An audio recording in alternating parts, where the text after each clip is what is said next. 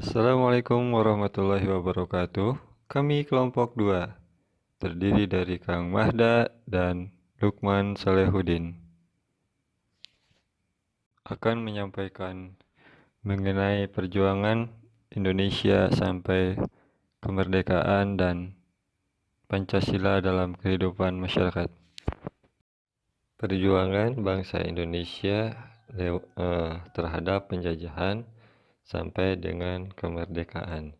Nah, dalam perjuangan ini kita akan membagi beberapa bagian. Yang pertama, perjuangan secara fisik bangsa Indonesia untuk melawan Belanda. Pada zaman itu dipimpin oleh raja-raja dan dilakukan atau tokoh-tokoh masyarakat dilakukan secara langsung fisik untuk melawan Belanda. Yang kedua, perjuangan melawan Belanda secara intelektual atau secara pemikiran. Ini pada masa pergerakan nasional dilakukan oleh kaum intelektual untuk membangkitkan akan pentingnya kemerdekaan. Yang ketiga yaitu perjuangan melawan Jepang.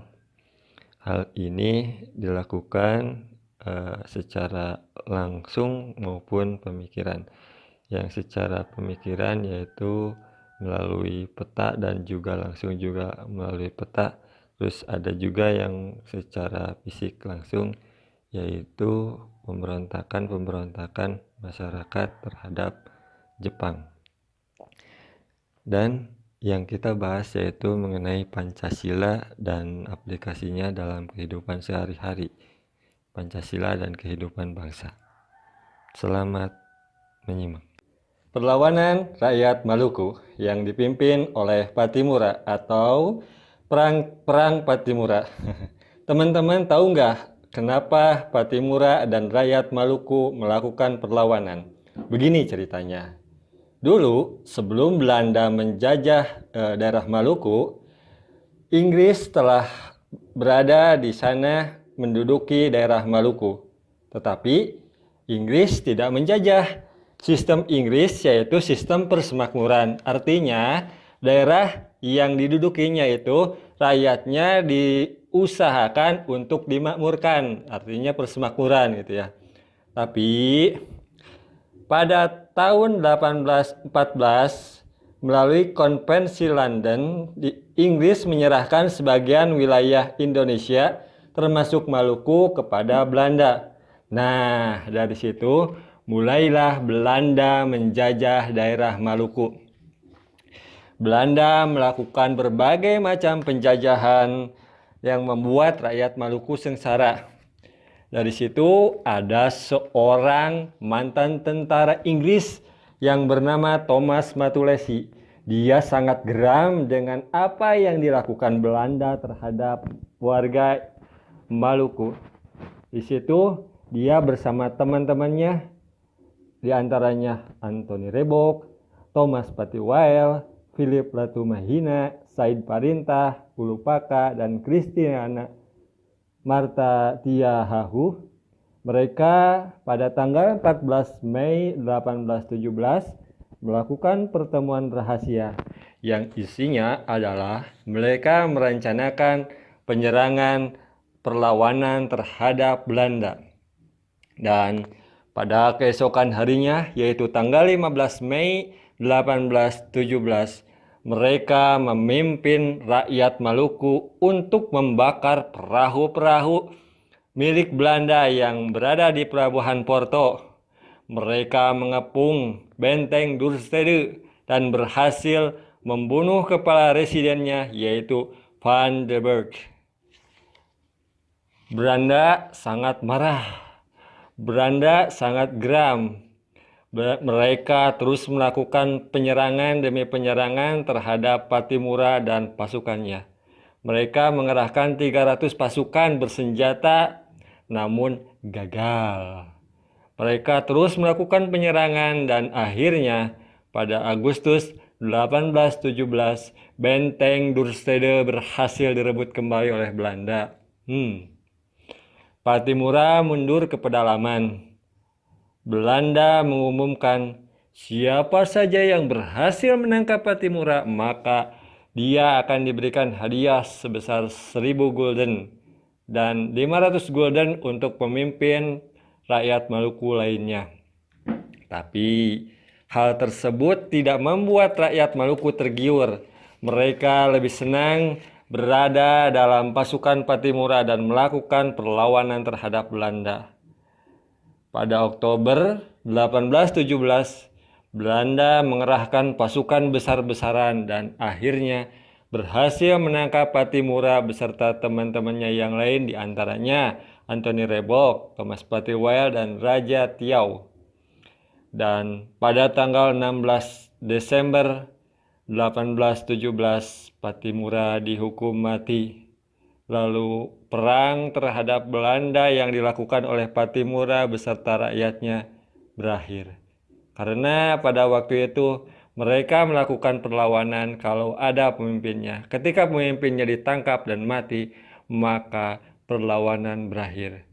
Tetapi daripada itu, kita mencatat bahwasannya Maluku pernah melakukan perlawanan terhadap Belanda. Perlawanan rakyat Minangkabau, Sumatera Barat terhadap pemerintahan kolonial Belanda. Perlawanan ini kita kenal dengan istilah Perang Padri. Perang Padri berlangsung pada tahun 1821 sampai 1837. Perang Padri merupakan perlawanan rakyat Minangkabau, Sumatera Barat terhadap pemerintahan kolonial Belanda. Latar belakang terjadinya Perang Padri. Perang Padri berawal dari perseteruan antara kaum ulama dan kaum adat Minangkabau. Kaum ulama terdiri dari masyarakat Minangkabau yang memeluk agama Islam dan berpakaian serba putih. Mereka dijuluki kaum Padri. Sedangkan kaum adat adalah masyarakat Minangkabau yang masih menjunjung tinggi dan menjalankan kebiasaan lama seperti berjudi, menyambung ayam, dan mengkonsumsi minuman keras. Kaum Padri berusaha memurnikan ajaran Islam, namun hal ini justru menyebabkan perang saudara antara kaum Padri dan kaum adat. Dalam perang saudara ini, kaum adat yang juga terdiri dari raja dan bangsawan Minangkabau akhirnya terdesak. Mereka meminta bantuan kepada Belanda untuk mengalahkan kaum Padri. Keterlibatan Belanda inilah kemudian justru memperumit keadaan jalannya Perang Padri, terbagi menjadi 3 fase. Fase pertama, perlawanan kaum Padri terhadap kaum adat dan Belanda yang terjadi dari tahun 1821 sampai dengan 1825. Dalam fase ini, pasukan Padri dipimpin oleh Tuanku Pasaman dan Tuanku Nanrence. Pasukan Padri melakukan perlawanan di berbagai tempat. Perlawanan pertama ini dimenangkan oleh kaum Padri yang berhasil menguasai sungai Puar Guguk Sigandang Tanjung Alam. Dan Belanda kemudian mengambil strategi damai pada tanggal 26 Januari 1824. Kaum Padri menyetujui kesepakatan perdamaian dengan pihak Belanda. Namun Belanda justru memanfaatkan perdamaian tersebut dengan menguasai kembali wilayah yang sudah berhasil dikuasai oleh kaum Padri. Akibatnya, kaum Padri membatalkan perjanjian perdamaian dan kembali melakukan perlawanan. Fase kedua Perang Padri terjadi bersamaan dengan Perang Diponegoro di Jawa. Pemerintahan kolonial Belanda merasa kewalahan. Oleh karena itu, mereka kembali mengajak kaum Padri untuk mengadakan perundingan damai dengan kaum Padri. Namun, kaum Padri menolak. Kemudian, Belanda mengutus seorang keturunan Arab bernama Sulaiman Al-Jufri untuk membujuk para pemuka kaum Padri. Tuanku Imam Bonjol menolak bujukan Sulaiman. Namun, Tuanku Lintau dan Tuanku Nanrence setuju untuk melakukan kesepakatan damai. Kesepakatan damai antara kaum Padri dan Belanda pun tercapai melalui Perjanjian Padang pada tanggal 15 November 1825. Perjanjian tersebut berisi Belanda mengakui kekuasaan pemimpin Padri di Batu Sangkar Sarwosa Padang Gugup Sikandang Agam Bukit Tinggi dan menjamin pelaksanaan sistem agama di daerahnya. kedua belah pihak tidak akan saling menyerang, kedua belah pihak akan melindungi para pedagang dan orang-orang yang sedang melakukan perjalanan. Serta secara bertahap Belanda akan melarang praktik adu ayam. Atas perjanjian ini, kaum adat sangat kecewa terhadap Belanda dan merasa dirugikan. Hal ini dimanfaatkan oleh kaum Padri untuk menghimpun kekuatan. Fase ketiga Perang Padri berlangsung setelah Perang Diponegoro di Jawa, yaitu antara tahun 1830 sampai 1838. Pada fase ketiga ini, kaum adat yang merasa kecewa dengan Belanda justru bersatu dengan kaum Padri untuk melawan Belanda yang berusaha ingin menguasai Sumatera Barat. Mereka berhasil memutuskan sarana komunikasi benteng Belanda di Tanjung Alam dan Bukit Tinggi. Belanda kemudian menerapkan strategi benteng Stelsel. Strategi ini dilakukan dengan cara mempersempit daerah kaum Padri dengan membangun benteng dan memblokade daerah lawan. Beberapa pemimpin pasukan kaum Padri akhirnya menyerah, kecuali Tuanku Imam Bonjol. Namun, pada tanggal 16 Agustus 1837, benteng Bonjol berhasil dikuasai Belanda.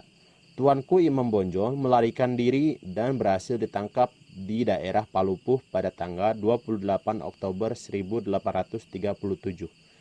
Tuanku Imam Bonjol kemudian diasingkan ke daerah Cianjur, lalu dipindahkan ke daerah Ambon dan terakhir ke Manado pada tahun 1841. Berikutnya yaitu perlawanan Pangeran Diponegoro.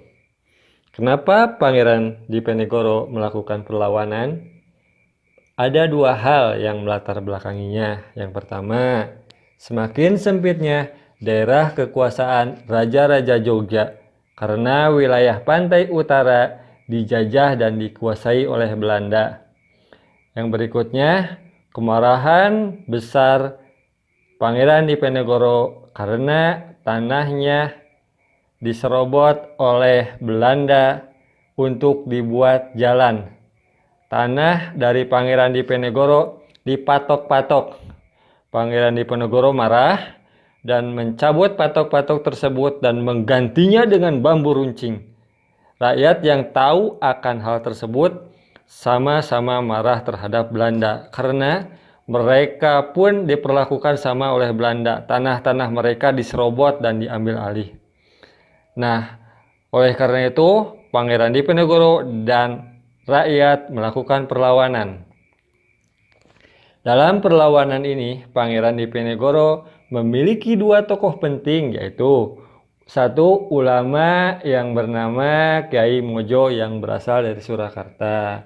Yang kedua, panglima perang yang bernama Sentot Prawirodirejo. Di awal-awal pertempuran, Pangeran Diponegoro selalu memenangkan pertempuran melawan Belanda. Karena yang pertama, semangat pasukan Pangeran Diponegoro yang sangat tinggi.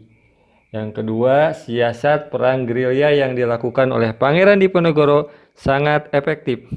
Dan yang berikutnya, yaitu pasukan Belanda juga terbagi dalam perang yang lain, yaitu Perang Padri. Perlawanan Pangeran Diponegoro semakin meluas, bahkan sampai ke Magetan, Jawa Timur.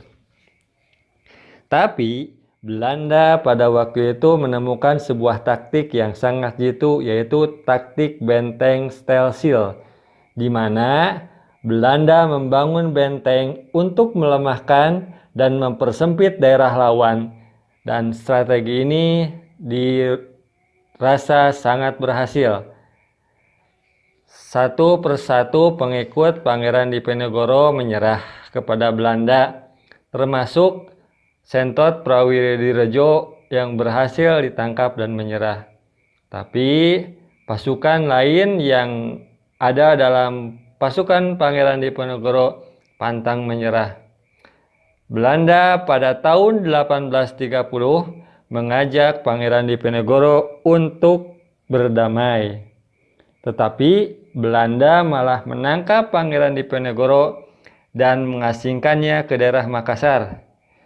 Di Benteng Rotterdam, Pangeran Diponegoro diasingkan di sana selama 25 tahun. Bahkan Pangeran Diponegoro meninggal di Makassar.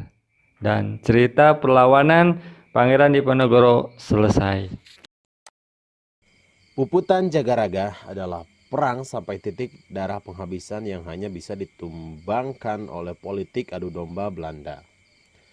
Penyebab terjadinya perang ini adalah hukum tawan karang yang berlaku di Pulau Bali yang sudah diterapkan berabad-abad silam oleh raja-raja Bali pada saat itu. Hukum tawan karang maksudnya adalah setiap yang terdampar di perairan Bali menjadi milik Raja Bali beserta awak kapalnya. Akibat penerapan hukum tawan karang ini, Belanda meradang kejadian tahun 1846, di mana kapal Belanda terdampar di pantai Sangsit yang termasuk wilayah kerajaan Buleleng, sehingga kapal itu disita dan muatannya menjadi milik Raja Buleleng. Berkali-kali Belanda mengirim utusan untuk berunding, termasuk menghapus hukum tawan karang, namun ditolak mentah-mentah oleh Raja Buleleng. Raja Buleleng pada saat itu yaitu I Gusti Nurahmade.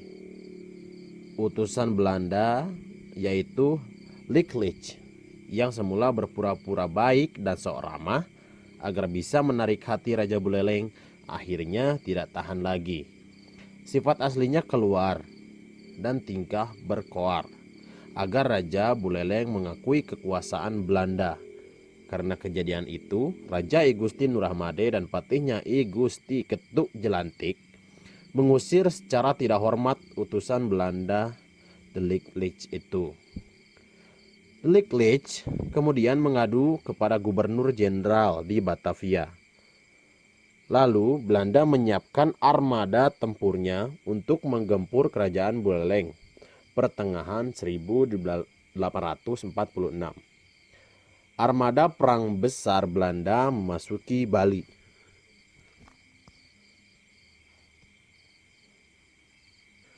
Pasukan gabungan dari Batavia dan resimen dari Surabaya yang terdiri dari 1.700 prajurit dan 400 tentara asli Eropa. Pasukan besar ini dipimpin Komandan Angkatan Laut Kerajaan Belanda, Laksamana van de Bos. Untuk meminimalkan kerugian, Van de Bos membujuk Raja Buleleng untuk tunduk, barangkali takut melihat armada perang Belanda yang besar, pikirnya.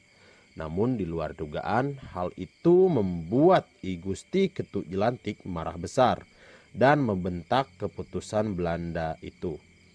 Raja I Gusti Nurahmade tidak sudi tunduk. Akhirnya pecahlah perang besar. Dari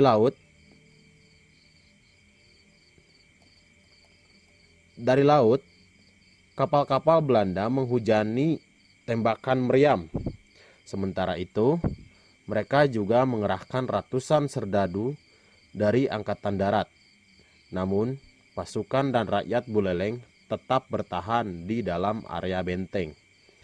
Lalu tibalah giliran pasukan Buleleng menyerang. Belanda kewalahan menghadapi serangan balik pasukan kerajaan Buleleng yang dipimpin oleh Patih Ketuk Jelantik yang luar biasa. Karena hampir kalah, maka Belanda pada tanggal 26 Mei 1846 mendatangkan tambahan pasukan bantuan dari Batavia dan Madura. Patih Jelantik menerapkan taktik bertahan. Namun, saat menadak berbalik menyerang saat armada Belanda lengah, tambahan pasukan dari Belanda yang datang tidak habis-habis, bahkan terus bertambah. Keadaan ini membuat pertahanan Buleleng tergerus. Karena mulai melemah pasukan benteng Buleleng, maka pasukan Belanda dengan senapan apinya semakin merangsek menuju pusat istana. I Gusti Ketuk Jelantik terpaksa mundur demi keselamatan raja. Tanggal 27 Mei 1846, ibu kota Buleleng jatuh ke tangan penjajah Belanda. Patih Jelantik dan Raja Nurahmade serta sejumlah petinggi kerajaan Buleleng mengamankan diri ke sebuah tempat bernama Jagaraga. Taktik selanjutnya Raja Buleleng berpura-pura menyerah dan menandatangani perjanjian yang dibuat Belanda. Taktik berpura-pura menyerah ini bertujuan agar Patih Jelantik bisa menyusun kekuatan kembali. Melihat wilayah Jagaraga yang penuh hutan belantara sangat cocok untuk perang gerilya, maka disiapkan pasukan dalam jumlah besar untuk bergerilya melawan Belanda. Mengingat bahwa pasukan Belanda kurang berpengalaman dalam perang di dalam hutan, Patih Jelantik meminta bantuan pada raja-raja di seantero Bali. Bantuan pun mengalir, hampir semua kerajaan di Bali mengirimkan laskarnya. Ribuan prajurit bergabung dengan pasukan Buleleng di Jagaraga. Tugas Patih Jelantik sangat vital. Selain sebagai panglima perang tertinggi, ia juga mendampingi Raja Buleleng dalam berdiplomasi. Sang Patih Jelantik sadar bahwa Belanda lebih unggul dalam persenjataan dan logistik. Maka Sang Patih kemudian menyusun strategi bertahan yang dikenal dengan nama strategi Supit Udang, atau dalam istilah Bali, Makarawyuha. Strategi ini yang dipakai Jenderal Sudirman dalam bergerilya melawan Belanda. Taktik strategi di Supit Udang seperti halnya tubuh udang, yaitu raja dikawal Patih Jelantik menempati kepala udang sebagai umpan secara sembunyi di apit perlindungan. Dua sisi seperti posisi capit udang. Bagian capit ini diisi oleh panglima-panglima tangguh untuk melindungi raja. Sementara bagian badan serta ekor yang berfungsi menopang posisi utama di kepala sebagai pasukan tiba dari arah belakang dalam jumlah yang besar. Dengan taktik ini sebenarnya raja terlindungi dari segala sisi. Tidak ketinggalan, istri I Gusti Ketut Jelantik yang bernama Jero Jeng Kuning juga ikut bergerilya dalam pertempuran besar itu bersama pasukan wanita berani mati lainnya. Ia bertugas untuk melindungi tempat ibadah suci. Awal tahun 1848, Ketut Jelantik mengerahkan pasukan untuk mengusik Belanda secara bergerilya. Pos-pos dan kapal Belanda menjadi sasarannya. Belanda membalas tapi selalu gagal berkat siasat jitu Supit Udang yang diterapkan Patih Jelantik. Sepanjang tahun 1848 itu mulailah berkali-kali meraih kemenangan. Karena Belanda selalu kalah perang secara mengenaskan, maka pada awal tahun 1849 siasat licik Belanda dengan politik adu dombanya mulai dijalankan. Belanda menyusupkan mata-mata untuk menghasut dan memecah belah kerajaan lokal di Bali yang saat itu bersatu melawan Belanda. Mata-mata Belanda mengetahui bahwa pasukan Patih Jelantik adalah kumpulan dari laskar berani mati kerajaan-kerajaan di seantero Bali. Maka dibuatlah rumor bahwa raja-raja mereka telah takluk, sehingga para prajurit Patih Jelantik tidak fokus, bahkan ada yang kembali pada raja-rajanya masing-masing. Hal ini membuat pasukan Patih Jelantik lemah. Belanda benar-benar memanfaatkan keadaan lemahnya pasukan Patih Jelantik ini. Mengetahui kelemahan pasukan Patih Jelantik, maka menjelang subuh pada tanggal 12 April 1849, pasukan Patih Jelantik ditempur dari dua sisi depan dan belakang. Pasukan Patih Jelantik tidak siap menerima serangan dari Belanda ini. Korban tewas pun berjatuhan. Dalam semangat puputan dari Jagaraga, lebih baik mati daripada harus tunduk. Patih Jelantik pun tempur sampai titik penghabisan, dan beliau pun tewas dalam peperangan itu. Sementara raja keluarga dan abdi di dalam kerajaan menikam dirinya sendiri, karena dalam puputan Jagaraga mati adalah jalan terakhir daripada menyerah. dalam kekalahan seperti sumpah yang pernah diucapkan Patih Jelantik. Selama aku hidup, aku tidak akan mengakui kekuasaan Belanda di negeri ini. Yang berikutnya yaitu perlawanan dari daerah Batak. Belanda masuk ke suku Batak. Selain untuk menjajah, mereka juga menyebarkan agama Kristen. Tapi hal tersebut dikhawatirkan oleh Raja Batak, yaitu Sisingamangaraja. Takutnya hal tersebut menggerus budaya mereka. Untuk menghalangi kristenisasi, pada tahun 1877, Raja Batak berkeliling untuk menghimbau masyarakat supaya mengusir Belanda dan dari penyebaran Kristen. Pada tahun berikutnya, yaitu tahun 1878, Sisingamangaraja memimpin masyarakat untuk melawan Belanda di Bahal Batu. Tapi pasukan Sisingamangaraja kalah jumlah dan terpaksa harus ditarik mundur. Setelah berhasil meredam pasukan Batak, maka Belanda merangsek masuk ke benteng Sisingamangaraja yang ada di Wakara dan berhasil merebut benteng Bakara. Tapi Sisingamangaraja berhasil menyingkir ke daerah Paranginan bagian selatan Danau Toba, bahkan sampai ke Baligi. Tetapi Belanda semakin memperluas daerah jajahannya. Dan pada tanggal 17 Juni 1907, pasukan Belanda berhasil menembak mati Sisingamangaraja. Sisingamangaraja tewas beserta keluarganya dan perlawanan Batak berakhir. Pergerakan nasional. Pergerakan nasional adalah perjuangan bangsa Indonesia yang dilakukan oleh para kaum intelektual dalam memberikan penyadaran kepada masyarakat akan pentingnya suatu kemerdekaan. Hal ini ditandai dengan lahirnya berbagai macam organisasi pergerakan nasional. Kenapa pergerakan nasional ini terjadi? Ini terjadi karena adanya politik balas budi yang dilakukan oleh Belanda.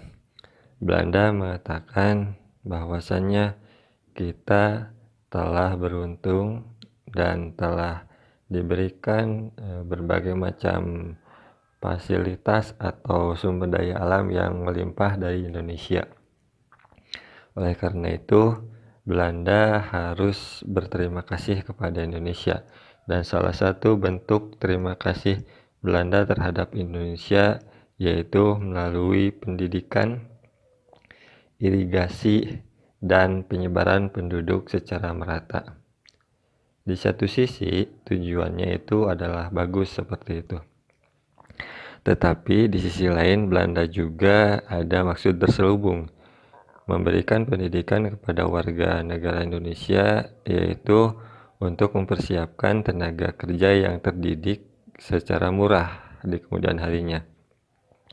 Irigasi tidak hanya untuk mengairi pesawahan orang-orang Indonesia, tetapi itu juga untuk mengairi pesawahan dan perkebunan mereka. Emigrasi atau penyebaran penduduk itu juga digunakan oleh Belanda untuk melakukan pembangunan-pembangunan di daerah yang mereka jajah juga. Jadi politik balas budi tidak hanya sekedar membalas budi, tetapi bagi Belanda ada keuntungan tersendiri. Tetapi bagi kaum pribumi, mereka diberikan pendidikan, dan hasil daripada pendidikan tersebut, maka muncullah suatu gerakan yang memberikan kesadaran kepada mereka akan pentingnya suatu kemerdekaan. Dan salah satunya yang akan kita bahas adalah mengenai Budi Utomo, NU, dan Taman Siswa. Budi Utomo digagas oleh Dr. Wahidin Sudirohusodo dan disambut baik oleh Dr. Sutomo. Lalu mereka mendirikan Budi Utomo pada tanggal 20 Mei 1908 yang bergerak dalam bidang pendidikan.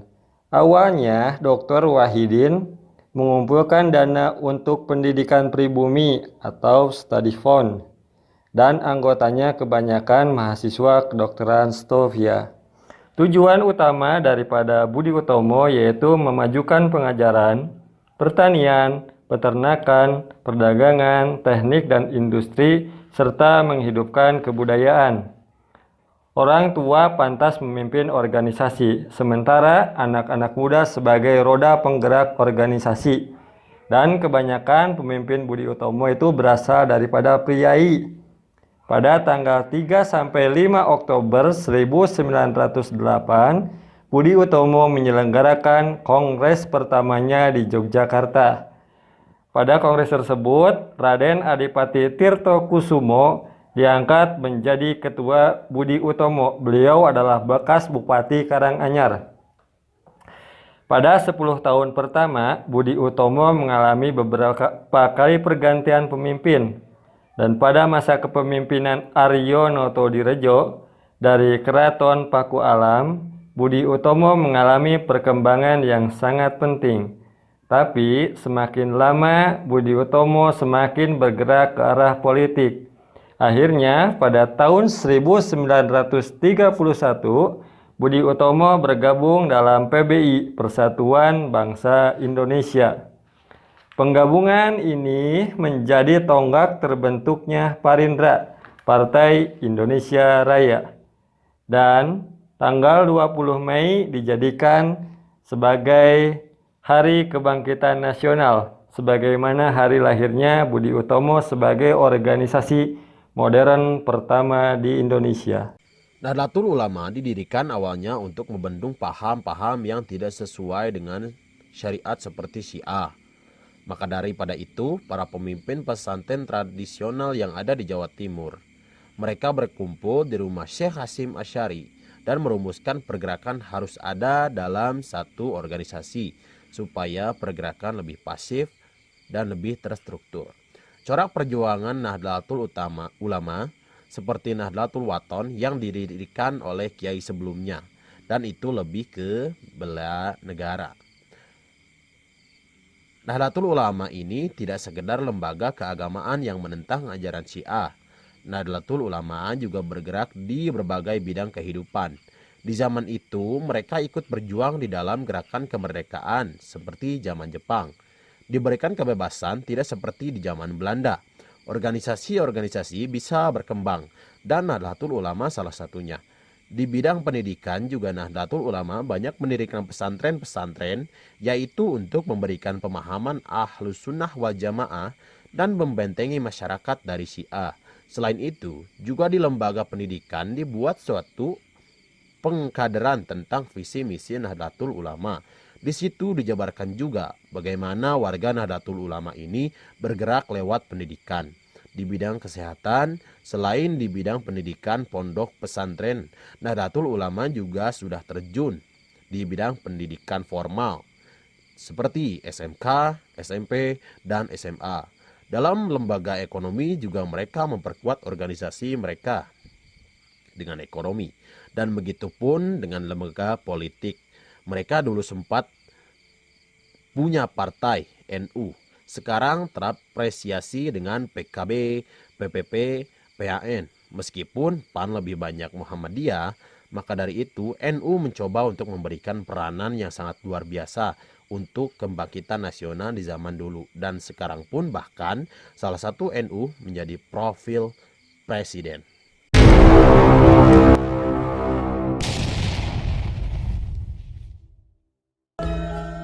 Suwardi Suryaningrat lahir di Yogyakarta pada 2 Mei 1889.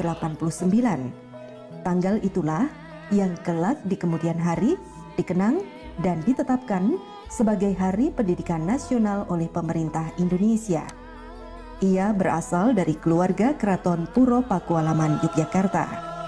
Suwardi merupakan cucu dari Sri Pakualam ketiga. Ayahnya bernama KPH Suryaningrat. Dari pihak ibu, Raden Ayu Sandia ini merupakan keturunan Nyai Ageng Serang yang kalau dirunut silsilahnya akan sampai pada Sunan Kalijaga.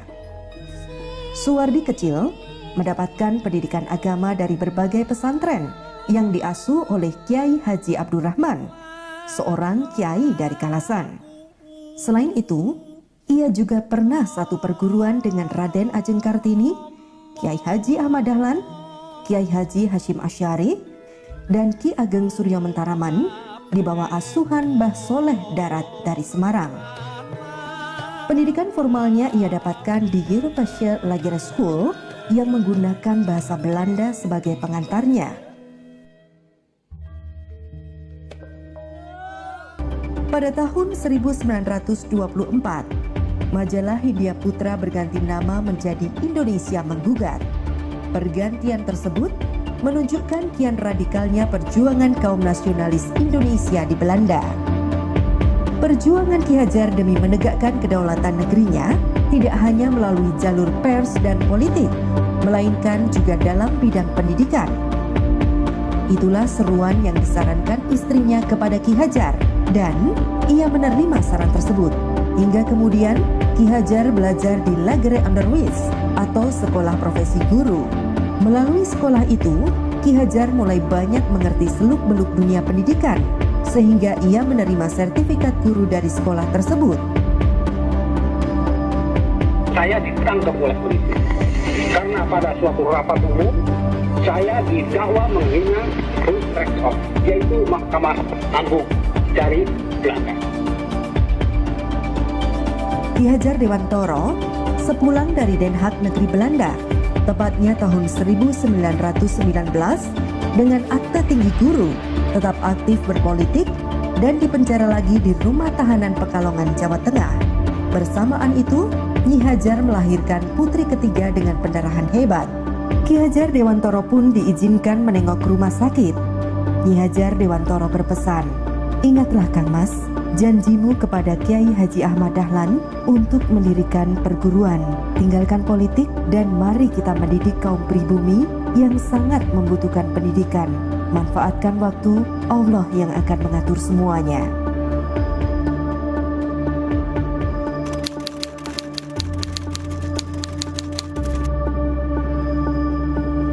Kesadaran Ki Hajar terkait dengan problematika pendidikan mulai reka. Ia merasakan ada suatu ketimpangan dalam sistem pendidikan yang diajarkan pemerintah kolonial di Hindia Belanda. Sistem pendidikan kolonial memang bercorak elitis, cenderung diskriminatif, dan hanya sekedar diorientasikan pada kepentingan kolonial sendiri. Inilah yang membuat betapa pentingnya pendidikan nasional yang menitik beratkan pada kepentingan rakyat. Pada mulanya, problem dalam dunia pendidikan tersebut membuat para tokoh pergerakan merasa tertuntut untuk menemukan jalan keluarnya. Maka, dibentuklah Forum Perkumpulan Selasa Kliwon yang bersentral di Yogyakarta. Visi utama yang diusung forum ini tergambar dalam semboyannya: Memayu Hayuning Sariro, Memayu Hayuning Bongso, Memayu Hayuning Manungso, atau melindungi keselamatan diri, keselamatan bangsa, dan keselamatan manusia. Maka di titik ini sudah jelas bahwa Forum Perkumpulan Selasa Kliwon berlandaskan pada nasionalisme. Beberapa lama kemudian, Ki Hajar sebagai salah satu anggota forum tersebut mendirikan Perguruan Taman Siswa pada tanggal 3 Juli 1922 sebagai bentuk aktualisasi dari pendidikan nasional. Suatu pendidikan yang lebih menitik beratkan pada kepentingan rakyat pribumi. Inilah bentuk tandingan terhadap pendidikan ala kolonial. Proses pendidikannya mengaplikasikan sistem Among, sebuah sistem pendidikan yang menekankan pada terpenuhinya dua tujuan luhur. Pertama, kemerdekaan menjadi ihwal substansial yang harus dicapai agar bisa hidup berdikari dan berdaulat. Kedua, kodrat alam harus menjadi syarat untuk menopang kehidupan dan sebagai sarana untuk memajukan bangsa sendiri. Untuk itu, perjalanan historis Taman Siswa dalam mendidik rakyat pribumi menunjukkan bahwa diperlukan ketulusan dan pengabdian tanpa pamrih untuk mencerdaskan generasi bangsa. Untuk itu, para pejuang Taman Siswa harus memiliki nyali untuk hidup sederhana. Karena seperti yang ditekankan Ki Hajar, bahwa para pendidik taman siswa harus berani terjun di tengah-tengah masyarakat, hidup berbaur, dan merasakan getirnya hidup yang dialami masyarakat dan mendorongnya ke arah kemajuan. Inilah makna substantif pendidikan, yakni memanusiakan manusia dan menjadikannya sebagai diri yang merdeka. Bagi Ki Hajar, pendidikan bermakna tumbuhnya jiwa raga dan berkembangnya lahir batin. Artinya, dimensi ragawi dan rohani harus berwujud dalam kesatuan jiwa dan raga. Pada bagian lain, Ki Hajar mengatakan bahwa pendidikan adalah tuntunan di dalam hidup tumbuhnya anak-anak. Adapun maksudnya pendidikan, yaitu menuntun segala kekuatan kodrat yang ada pada anak-anak itu, agar mereka sebagai manusia dan sebagai anggota masyarakat dapatlah mencapai keselamatan dan kebahagiaan yang setinggi-tingginya.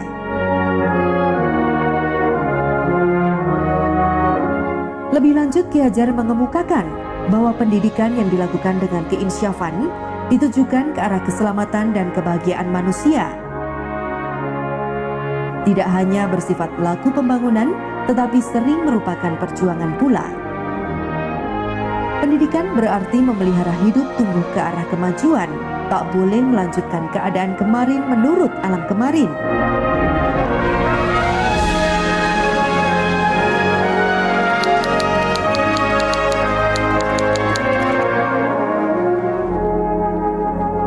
Pendidikan adalah usaha kebudayaan berasaskan peradaban, yakni memajukan hidup agar mempertinggi derajat kemanusiaan.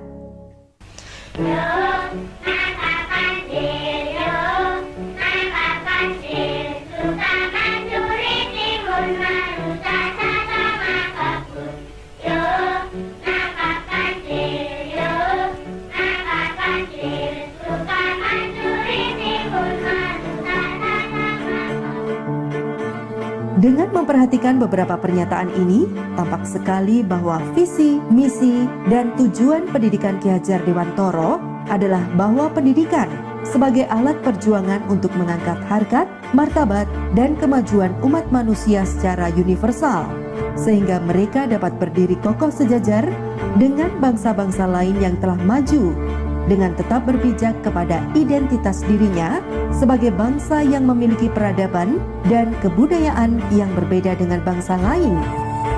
Gagasan pendidikan karakter dapat dilacak pada sosok Ki Hajar. Sejarah mencatat bahwa Ki Hajar telah merintis pendidikan karakter dengan konsep Tri Pusat Pendidikan yang menyebutkan bahwa wilayah pendidikan guna membangun konstruksi fisik, mental, dan spiritual yang handal dan tangguh dimulai dari lingkungan keluarga, lingkungan sekolah, dan lingkungan masyarakat. Pembentukan dan pemberontakan peta pembela tanah air terhadap penjajahan Jepang. Pada tahun 1942, Jepang berhasil merebut Indonesia dari tangan Belanda, dan pada kedatangannya ke Indonesia, Jepang mempropagandakan 3A, yang salah satunya yaitu Jepang Pelindung Asia. Jepang mengatakan kepada rakyat Indonesia bahwasannya mereka adalah saudara tua Indonesia. Jepang mengatakan kepada Indonesia pula bahwasannya mereka akan memberikan kemerdekaan terhadap Indonesia. Tetapi untuk menjadi suatu negara yang merdeka, maka Indonesia harus memiliki pasukan pembela tanah air, yang nanti kalau ada serangan dari luar mereka bisa mempertahankan diri.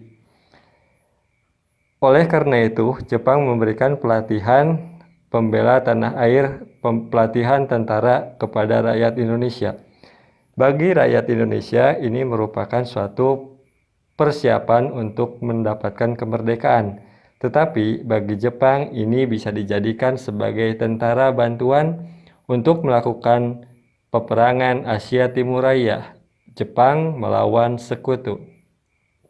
Tapi pada suatu ketika tentara peta ditugaskan untuk meninjau atau memperhatikan para pekerja romusa, yaitu pekerja paksa yang tidak dibayar oleh Jepang.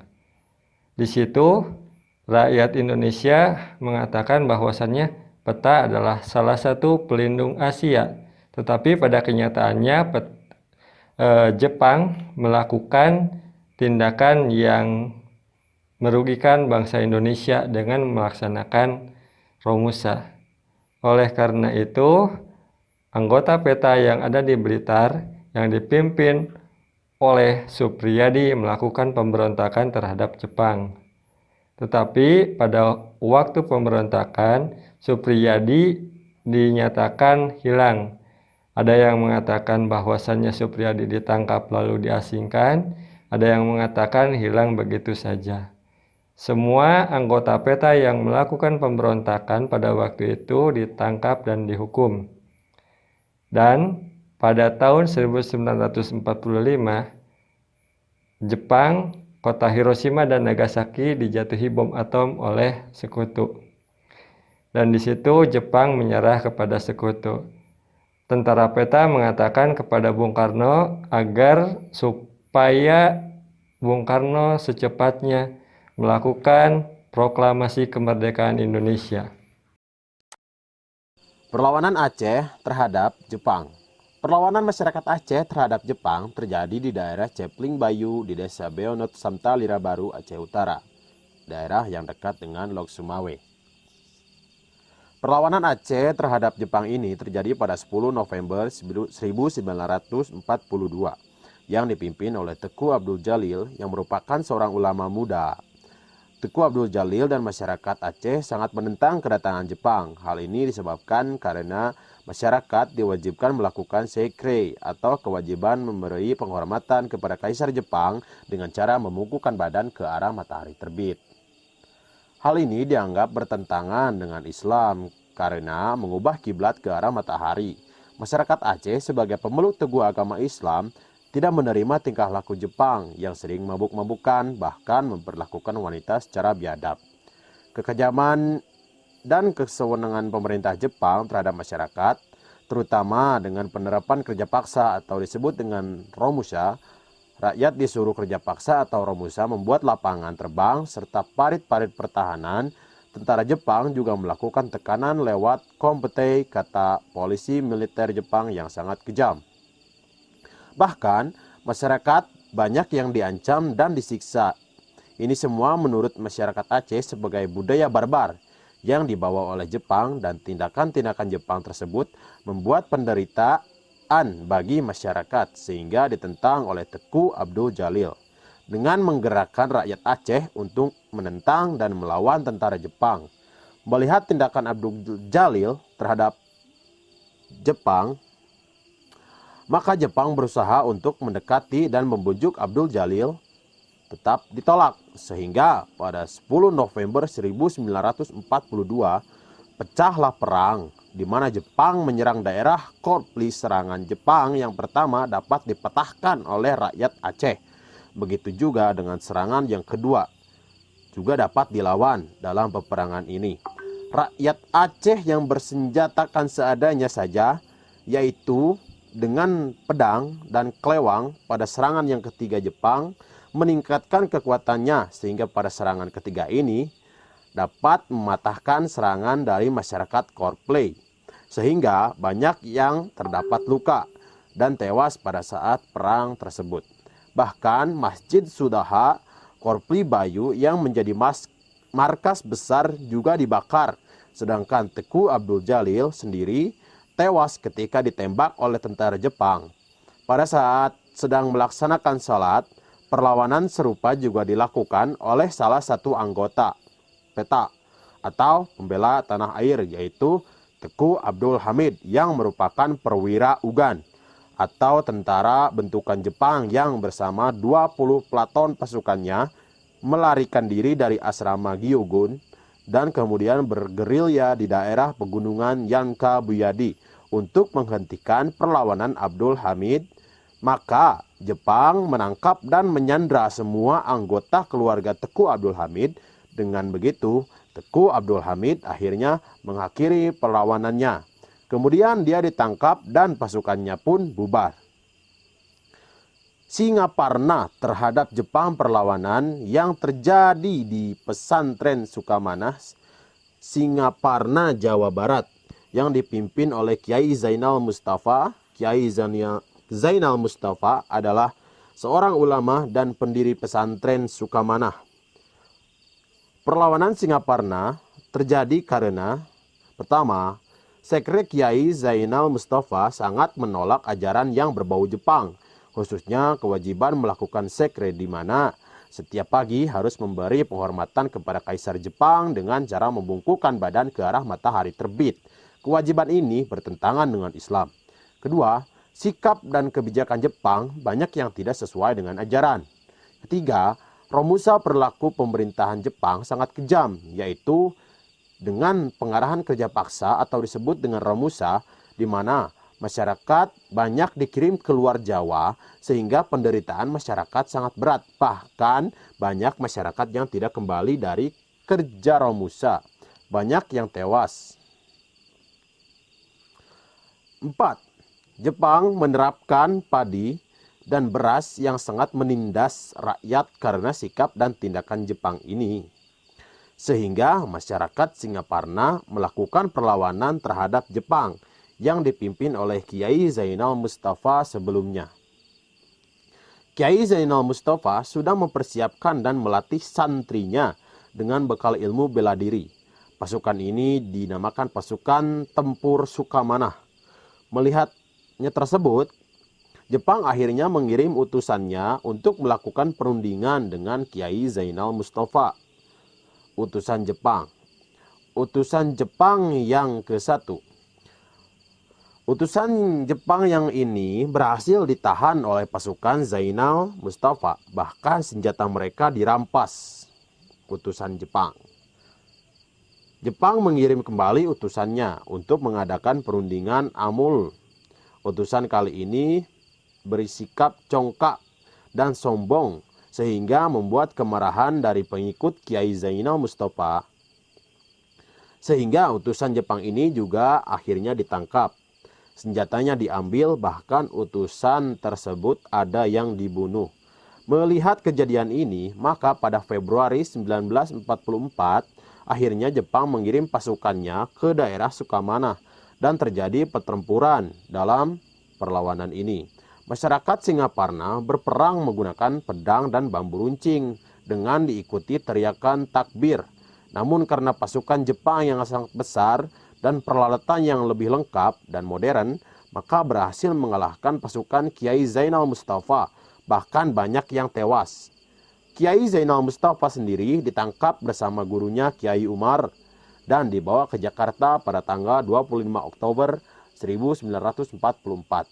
Kiai Zainal Mustafa dihukum mati dan dimakamkan di Ancol, sedangkan Kiai disiksa oleh polisi Jepang dan akhirnya meninggal.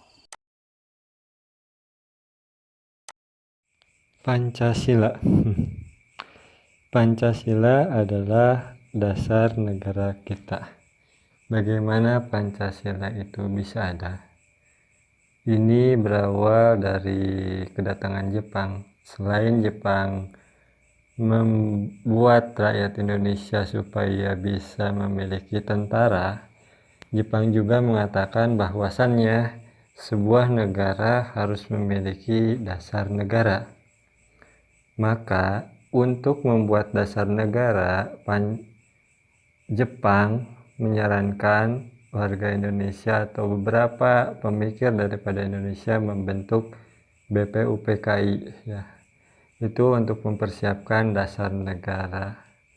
BPUPKI pada waktu itu bersidang pada tanggal 29 Mei sampai 1 Juni ya untuk membuat dasar negara. Beberapa orang menyampaikan gagasannya. Tetapi pada tanggal 1 Juni Soekarno berpidato. Dan pada waktu itu kata-kata Pancasila pertama kali dipublikasikan. Kata Pancasila adalah saran dari teman Soekarno yang ahli bahasa. Awalnya Soekarno cenderung dengan nama Pancadharma, tapi atas saran temannya itu maka Pancasila lah yang diambil sebagai 5 dasar negara Indonesia.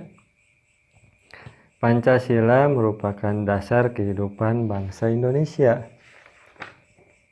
Pancasila dijadikan pembukaan dalam Undang-Undang Dasar 1945, di mana di situ dikatakan ketuhanan yang Maha Esa dan wajib menjalankan syariat Islam bagi para pemeluknya. Nah, ada sebagian warga Indonesia yang dari timur yang tidak beragama Islam mengusulkan agar kata-kata wajib menjalankan syariat Islam itu dihapus. Karena kalau kata-kata itu ada, maka mereka lebih baik tidak bergabung dengan Indonesia. Di sini Pancasila berperan. Dengan besar hati, para ulama menyetujui itu dan perwujudan toleransi dari sila pertama tersebut. Ya, para ulama dengan besar hati mengatakan, baiklah, kami terima usulan tersebut demi persatuan Indonesia, karena kami juga meyakini sebagai sila Pancasila yang pertama, ketuhanan yang Maha Esa, kita harus mengedepankan toleransi antar umat beragama. Di situ Pancasila sudah mulai dimaknai dalam kehidupan berbangsa dan bernegara. Tidak hanya dalam masalah beragama, Pancasila juga dimaknai dalam tatanan hukum. Semua aspek hukum harus merujuk pada nilai-nilai Pancasila dan tidak boleh bertentangan dengan Pancasila. Apabila ada hukum positif yang bertentangan dengan Pancasila, maka hal tersebut harus disesuaikan dan diamandemen sesuai dengan Pancasila. Pancasila dalam kegiatan ekonomi itu diartikan sebagai seperti ini. Salah satunya seperti ini. Bahwasannya negara menguasai sumber daya alam yang menguasai hajat hidup orang banyak. Misal di Papua, PT Freeport itu seharusnya dikuasai oleh pemerintah, ya, oleh negara, dan dilaksanakan sepenuhnya untuk kemakmuran masyarakat atau rakyatnya. Tetapi pada waktu itu Indonesia belum bisa mengelola sumber daya alamnya sendiri, maka dikelola oleh PT Freeport yang dari Amerika. Dan seharusnya saat sekarang ini setelah alih teknologi, maka rakyat Indonesia atau masyarakat Indonesia harus merasakan kemakmuran daripada PT Freeport tersebut, karena PT Freeport harus dikuasai oleh negara dan digunakan sebesar-besarnya untuk kemakmuran rakyatnya. Tetapi aset-aset atau saham yang ada di PT Freeport lebih banyak dibandingkan dengan negara. Dan beberapa tahun ke belakang katanya PT Freeport itu Indonesia memiliki 50% plus 1. Tetapi untuk mendapatkan saham tersebut pemerintah juga tidak sedikit mengeluarkan uang. Mereka harus membelinya dengan sangat luar biasa, dan hasilnya pun mungkin akan didapatkan tidak selama yang mereka dapatkan gitu. Indonesia katanya merugi. Itu di bidang ekonomi. Nah, baru-baru ini juga di tahun-tahun kemarin gitu ya, ada BPIP, jadi Badan Ideologi yang khusus untuk menerapkan atau memperkenalkan kembali nilai-nilai Pancasila di masyarakat. Mereka melakukan kampanye, mereka melakukan pendidikan ke berbagai lembaga, perusahaan, lembaga sosial, lembaga pendidikan. Mereka menanamkan nilai-nilai Pancasila, bagaimana Pancasila harus dimaknai, bagaimana Pancasila harus dilaksanakan dalam kehidupan bermasyarakat. Tetapi pada beberapa waktu ke belakang juga ada sesuatu hal yang sangat mengiris hati dan membuat pikiran ini agak sedikit terganggu. Ada satu lembaga pemerintahan yang mempertentangkan Pancasila dengan agama. Hal ini terkuak dalam tes wawasan ideologi, wawasan kebangsaan yang dilakukan oleh KPK. Itu KPK yang pegawainya akan dialihkan menjadi pegawai negeri. Di situ harus ada tes yang salah satu pertanyaan tesnya yang mengatakan bahwasannya apabila Anda harus memilih antara Pancasila dengan agama, apa yang akan Anda pilih? Nah, sebenarnya pertanyaan tersebut tidak boleh ada gitu. Karena mempertentangkan agama dengan Pancasila itu tidak baik. Seharusnya Pancasila mendukung nilai-nilai agama gitu ya.